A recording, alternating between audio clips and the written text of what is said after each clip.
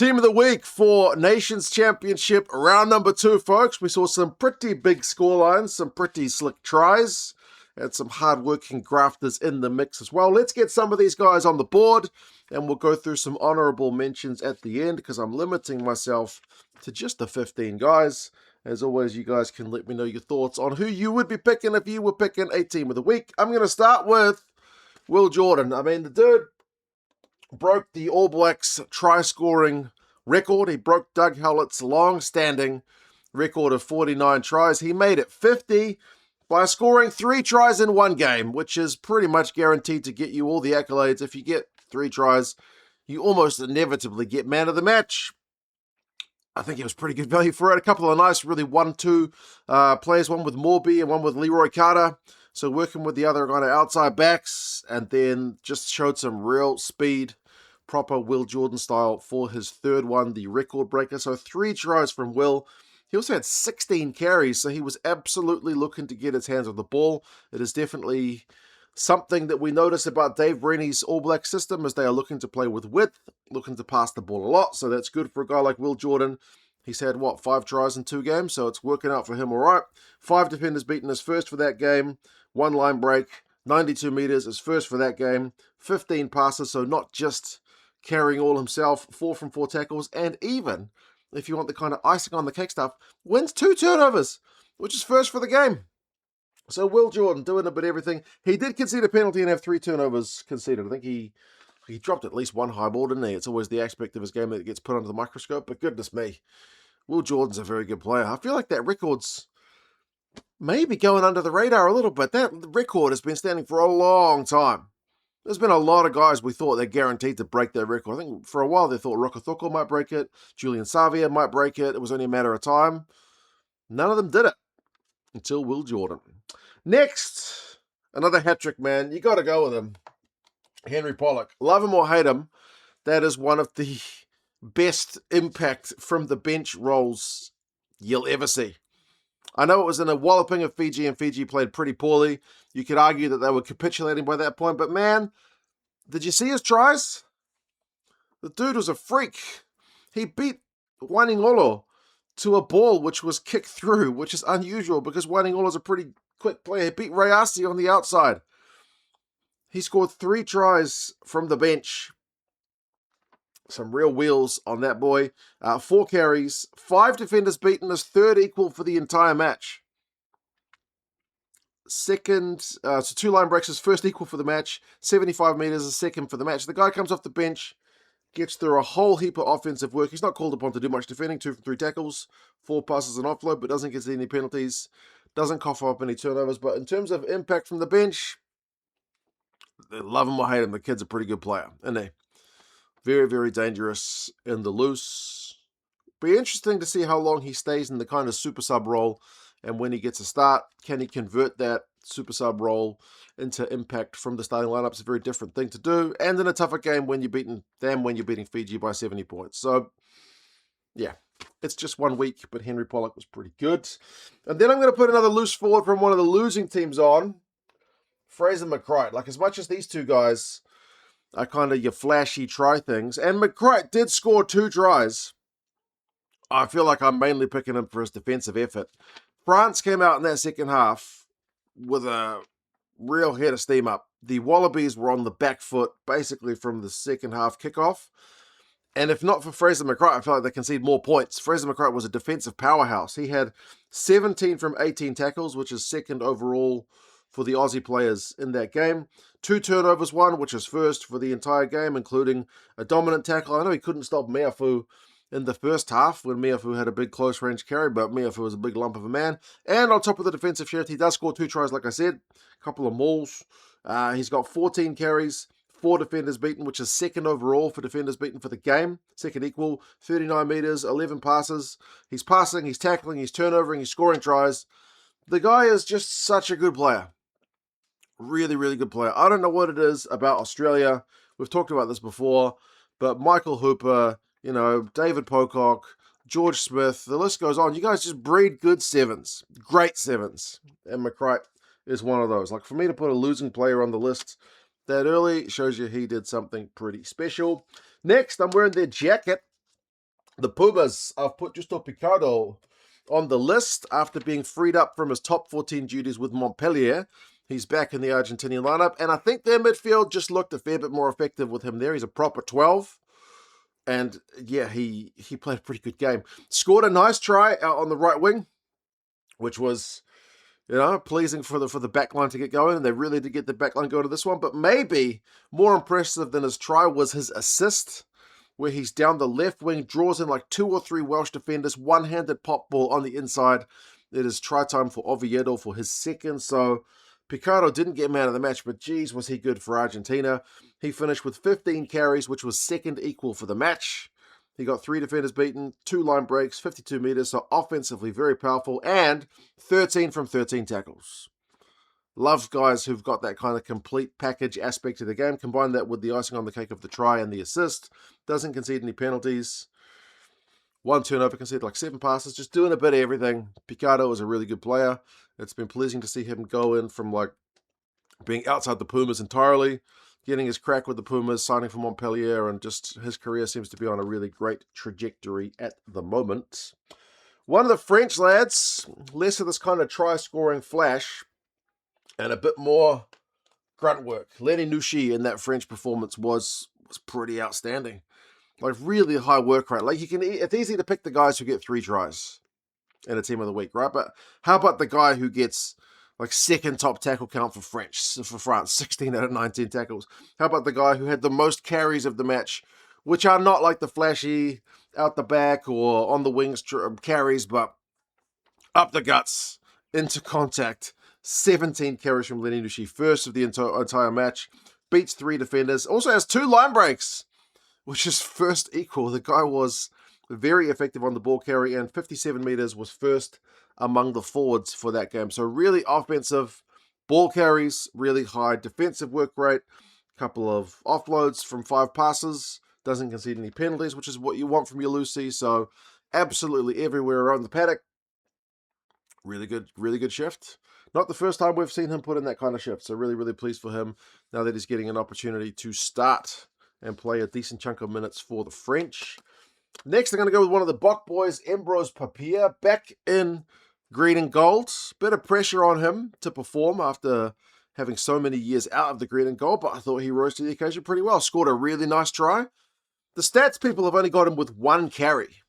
I know he had a wee kind of tried to dot the ball down on right like 1 meter out and got held up before that. They obviously didn't count that as a carry, because the 1 carry they've got him sees him score a try, beat 3 defenders, cause a line break, and have 26 meters. That's a hell of a return for the one time you decide to snipe. So Ambrose Papier took his opportunity, much like we've seen of him in the URC. He had 28 passes, doesn't concede any penalties, doesn't concede any turnovers, which is a key one for a number 9, getting your hands on the ball that much. 4 from 5 tackles, so relatively defensively solid. So Ambrose Papier moving the Springboks team around the paddock. I thought he had a really good game and took his try really well. Partnering at 10, I'm going to go with Romain Ntamack, another Frenchman. He looked good today. He's classy. You got to feel sorry for Declan Meredith, the Wallabies 10, when like your opponents are literally Romain Ntamack and Matthew Jalibert. Like the Six Nations champions come to town with their 2 best 10s, both starting at 10 and 15. Ntamack scored a try. He bamboozled the Aussies' defence for that one. Saw some forwards up against them. Show and go. Bit of gas. Really nice try from Romain Ntamack. And sweet try assist on the left wing for Ndidia. Nice little kick through. Really perfectly weighted kick. So a try and an assist. So he's directly got his hand on those 10 points. He had 9 carries, 4 defenders beaten, a line break, and 55 meters, which is a great return, especially for your 10 who doesn't get the free meters that some of the other positions get, and defensively very solid with 8 from 10 tackles. He kicks, he wins a quick line out, passes a lot, as I said, sets up a try, 31 passes, there's lots of touches for him, directs that French team around the paddock. Really impressive performance from him. And another Englishman on the left wing, I'm going to go with Manifi Waboso. That guy had his best game in England colours that I've seen for quite some time. Did you see his try? It is a hell of a finish out on the left wing, so he gets the 1 try. But he's got so many leading categories in this game. 11 carries is second overall for the game. 9 defenders beaten is first overall for the game. 2 line breaks is first equal for the game, and 107 meters is first for the game. So the guy was on offensive weapon.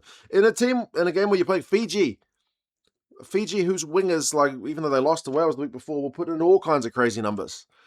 Fiji also looked outstanding. I know the other wingers for that game, I won't get to honorable mentions yet, also look good, but Fiji also was pretty exceptional. 2 from 3 tackles. Does concede a couple of turnovers and penalty, but overall, massive, massive contribution from him.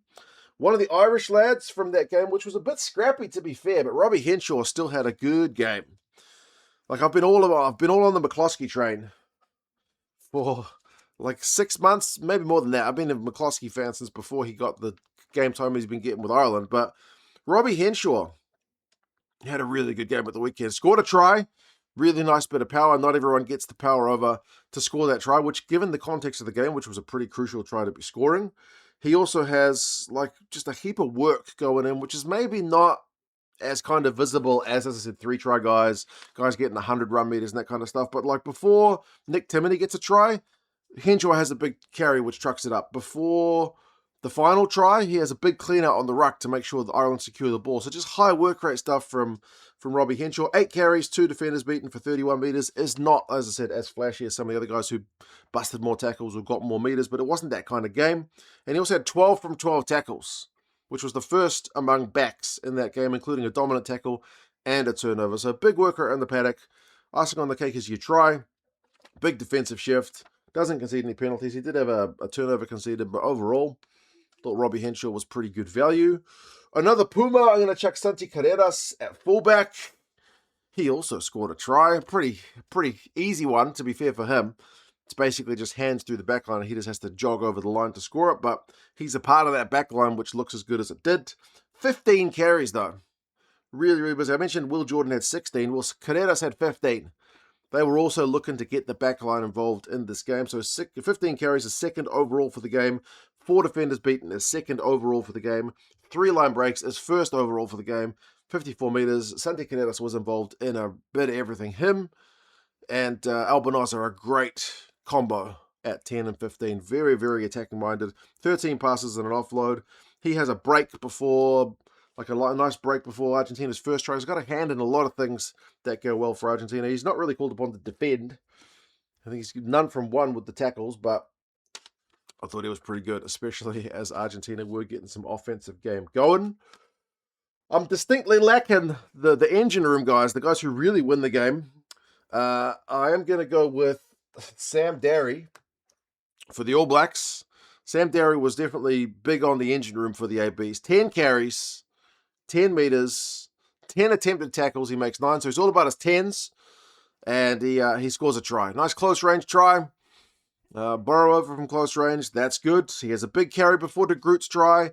Just hard working, hard tackling, lock play. And he doesn't concede any penalties or turnovers as well. So 11 passes also for a lock is heaps. But again, that's the way Dave Rennie wants the side to play. So you got to have the skill set to pass.